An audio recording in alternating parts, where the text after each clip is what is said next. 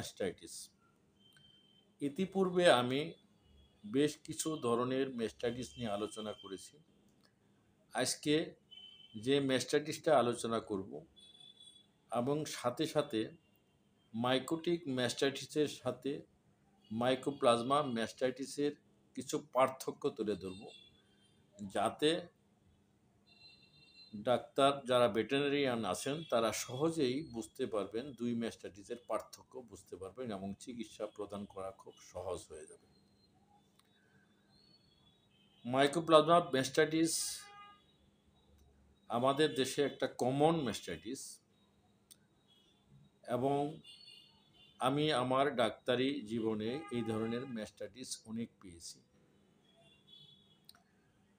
সুতরাং যারা এই প্র্যাকটিসে জড়িত আছেন তারাও অবশ্যই মাইকোপ্লাজমা ম্যাস্টাইটিস পেয়েছেন, কিন্তু হয়তো তারা ওভাবে ডায়াগনোসিস করতে পারেননি।